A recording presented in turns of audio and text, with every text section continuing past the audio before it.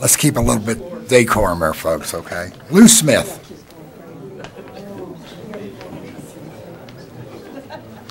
My name's Lou Smith, Monroeville. I told the mayor earlier I dressed in red tonight because I feel a little devilish because it's Halloween. Well, I saw in the paper, and everybody knows by now, that the arbitration award has come down for Doug Cole to be reinstated as the Assistant Chief of Police. And I'd just like to go over a few things about the arbitration award. I'm certainly not going to read the whole report. It's 14 pages long, but I am going to paraphrase different aspects of it.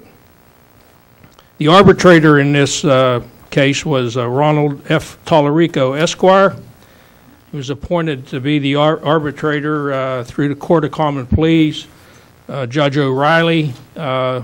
This was agreed to by the municipality and Doug's attorneys. The action on the arbitration is a result of an order by the Court of Common Pleas by Judge O'Reilly. The arbitrator ruled that Doug Cole should be reinstated and mandated to return to the rank of Assistant Police Chief with all back pay and benefits. Tallarico's findings were that the Home Rule Charter and Cole's contract had been violated. Lynette McKinney, our borough manager, thought she could violate Home Rule Charter and civil service because it was her prerogative to do so. And that's stated in the findings. Tallarico stated, and I quote, "This was ridiculous." She went further and stated at one point that she was doing Doug Cole a favor by making him a sergeant and not dismissing him outright without cause. Tallarico stated, and I quote, that this was lunacy. The arbitrator ruling is absolute. There's no appeals to be allowed to any court per Judge O'Reilly. Instead of following the clear mandates of the Home Rule Charter, that she as interim manager remove Cole without cause, she then ordered him to report to then acting Chief Pasquarella for his reassignment to the previous rank of sergeant. Tallarico stated, against this background of crystal clear statutory authority and its express written agreement between the parties calling for the result indicated above the municipality's offers, what charitably be described as fanciful reasons for not following the clear mandates referenced above, forcing Cole to resort to litigation to claim a position to which he was clearly and unambiguously entitled. In essence, Lynette McKinney overstepped her bounds and did all this to Cole clearly to violate his rights not only under the civil service but also the Home Rule Charter. What she did was put the cart before the horse, and we have to pay the price for that. Furthermore, prior to taking the aforesaid actions, she was clearly advised by Solicitor Dice's office to not demote Cole to sergeant and not to pass him on assistant chief because it would be a violation of his contract. She thought he had the power. She thought she had the power to do it anyhow, and did it. And now we find out she clearly did not have that power. This is the problem when council puts an inexperienced, unqualified person in this position in the first place. The award on this here was signed by Tallarico on November the 1st, 2013, and it says the municipality shall reinstate Cole to the position of the Assistant Chief of Police together with payment of all lost wages and benefits. This matter shall be remanded to the parties to attempt to calculate the specific measure of damages. If the parties are unable to, further proceedings will be conducted. Jurisdiction shall be retained in order to ensure compliance with this award. That's all I have to say on that matter. I'd like at this time to thank all the residents for coming out on the election.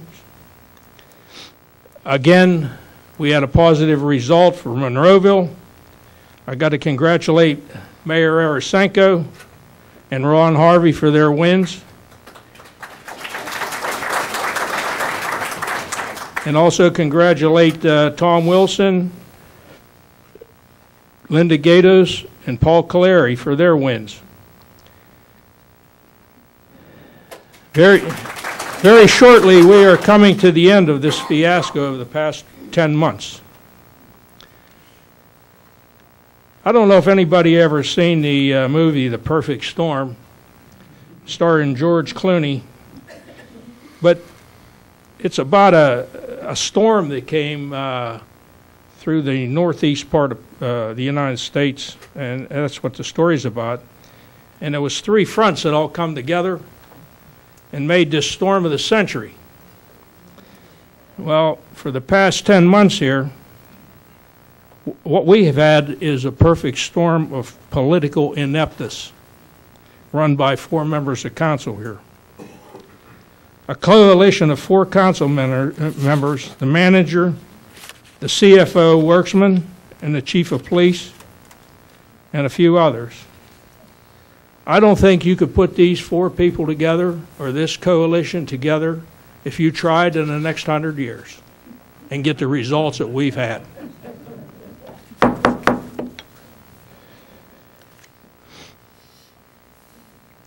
There should be a report coming very shortly from the Dickie McCamey Chilcote from the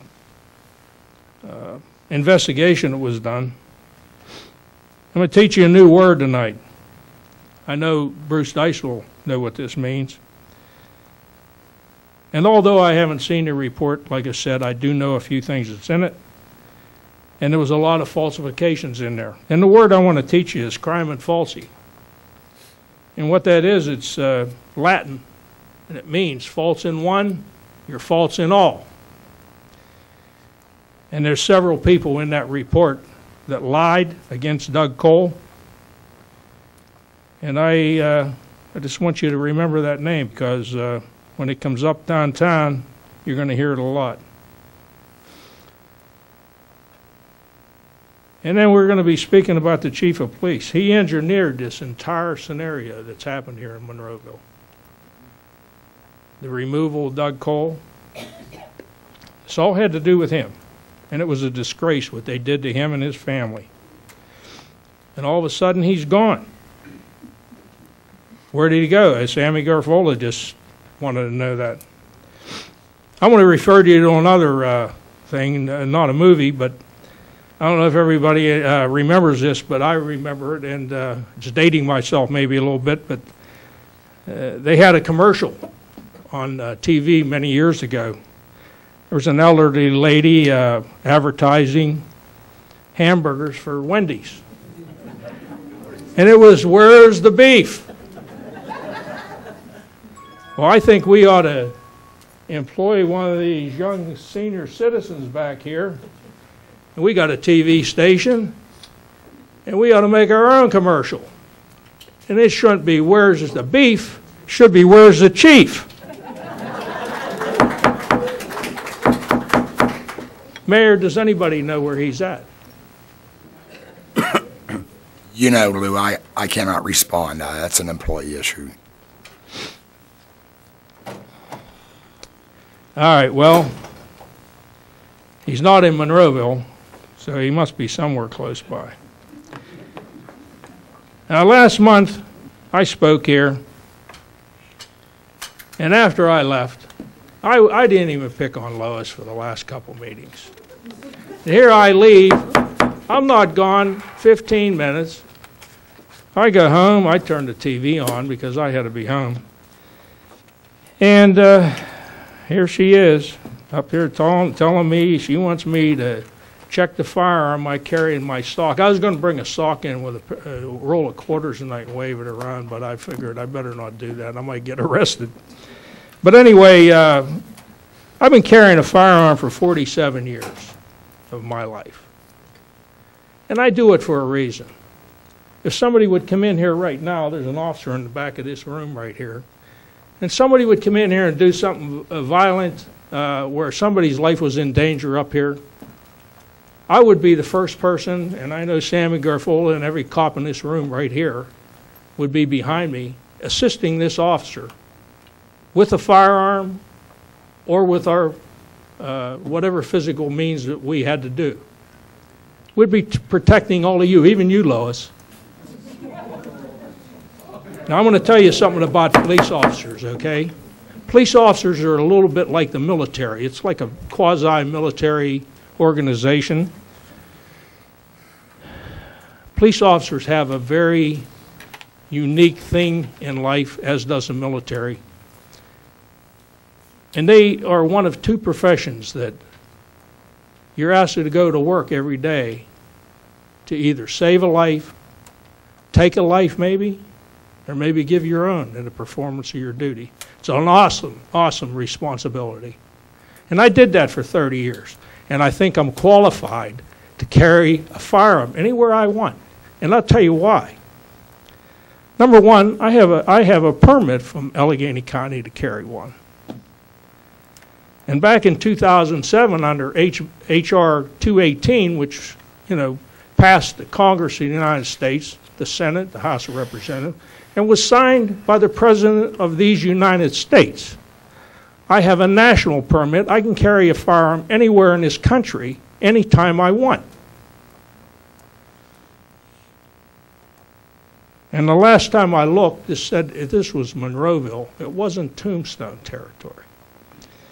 Wyatt Earp is not at the door to check firearms. But I thought about that. Old Wyatt Earp, he used to collect all the guns before anybody come into Tombstone. I think I'm going to nickname Lois Wyetta.